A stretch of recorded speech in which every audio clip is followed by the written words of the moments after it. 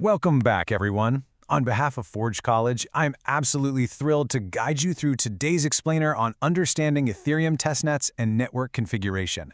Now, I know we might all be suffering from a slight case of contextual whiplash right now. We literally just wrapped up our lesson on Solana access control fundamentals, and boom, we're jumping straight back into the world of Ethereum. But go ahead and shift those mental gears because we are moving from isolated verification out into the wild.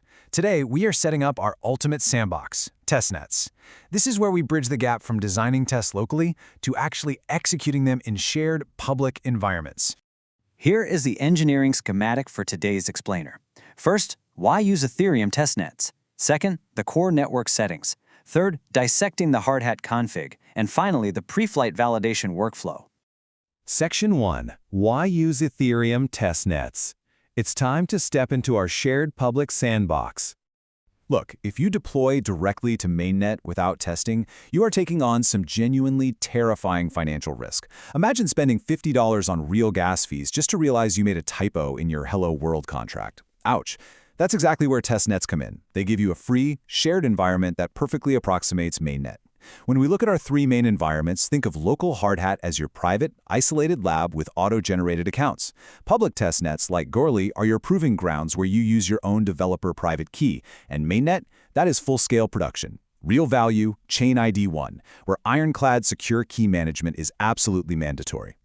Moving on to Section 2, the core network settings, endpoints, chain, and account.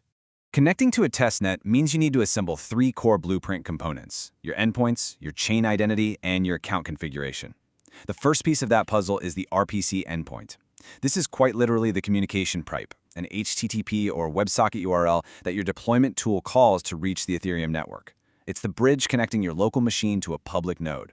Just a quick heads up here. If you use hosted providers, keep an eye on your requests. They might throttle your connection if you try to pull heavy logs or fire off too many rapid-fire queries. Now take a look at this number, 31337. This isn't just some random string of digits. This is the default local Hardhat chain ID. Every Ethereum network has its own unique numeric fingerprint, and 31337 is the fingerprint for your local, isolated, temporary testing network. But contrast that local ID with this one, 5. This is the chain ID for the Goerli testnet. Why does this exact number matter so much? Because if you try to send a transaction meant for chain ID 5, but your deployment tool is pointing to a completely different network, it will immediately fail. The network physically rejects the transaction because the cryptographic signature context is mismatched. It's a brilliant built-in safety mechanism to stop you from doing the wrong thing on the wrong chain. Section 3. Dissecting the Hardhat config. Let's wire all of this together. Think of your Hardhat config file as the literal assembly manual for those blueprint components we just talked about. But before we actually start wiring things together, we have to ask the single most important question of the day. Where do we put our private keys? Seriously, where do they go? Well, I'll tell you exactly where they absolutely don't go. They never ever get hard-coded into your repository. If you accidentally push a private key with a real funds to a public GitHub repo, I promise you, automated bots will drain your account before you can even hit refresh on your browser. So, how do we handle this safely? We use a brilliant little lifesaver called .env. By requiring .env and calling config, we can inject environment variables into our code at runtime. This means your top secret information stays securely tucked away in a local .env file right on your machine, completely out of your version control history. Let's see what that looks like in action within the URL setting of our Goerli network block. We define our RPC endpoint by pulling directly from those environment variables, either in Fura or Alchemy. This setup is fantastic because it allows you to seamlessly swap out your node providers without ever having to touch your actual source code. And hey, if neither of those is set up, it smoothly falls back to a public RPC. Next up, we have our chain ID set to 5.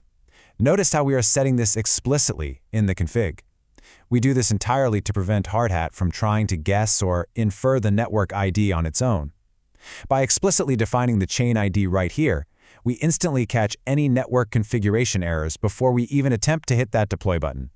Then we configure our accounts. Take a second to look at this clever piece of code. It uses a ternary operator to check if a private key actually exists in our environment variables. If it does, it passes it right into the accounts array. If it doesn't find one, it just passes an empty array. This safely hands the deployment script the intended signing key without ever exposing the raw text in your actual codebase. And here is a massive pro tip for you. Gas multiplier set to 1.2. This is a super handy convenience setting. Sometimes remote nodes have slight variances in how they estimate gas. By multiplying Hardhat's local estimate by 1.2, we basically give ourselves a 20% buffer. This significantly reduces the incredibly frustrating chance of running into an out-of-gas error right in the middle of a testnet deployment. Section 4. Pre-flight validation workflow. How to prevent silent failures. Now that our config is totally wired up, we need to establish a mandatory, rigorous workflow. This is something you run before you ever type a deploy command. Let's methodically walk through this 5-step checklist. Step 1. Confirm your RPC is actually reachable. Step 2. Verify the chain ID. Step 3. Confirm your account actually matches your intended deployer address. Step 4. Run a dry run. And Step 5. Estimate your gas. Following this exact checklist will literally save you from deploying to the completely wrong chain or trying to send a transaction without an account attached. To knock out steps 2 and 3, you can whip up a really quick node script using ethers.js. You simply use provider.getNetwork to verify the chain ID and signer.getAddress to verify the exact account that's going to be signing the transaction. Run this little script with the exact environment variables your deployment will use. If it prints exactly what you expect, you are golden and ready to roll. But what about that dry run in step 4? Well, that brings us to an incredible concept called forking. Forking is the ultimate dry run technique. It essentially means spinning up a local node that dynamically copies the state of a remote network. This allows you to dry run your entire deployment and observe exactly how much gas it's going to use in a completely safe, local environment, while still interacting with real testnet state. It is an incredibly powerful tool to have in your belt. And that wraps up our network schematics for today. In our next module, we're going to take everything we just learned and use it to actually start writing deployment scripts with Hardhat.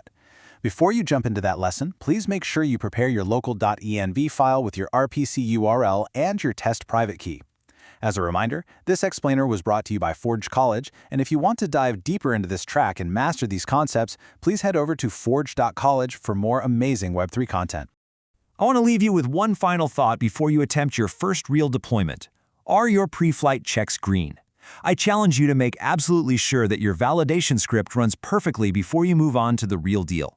Happy building, stay curious, and I'll see you in the next explainer.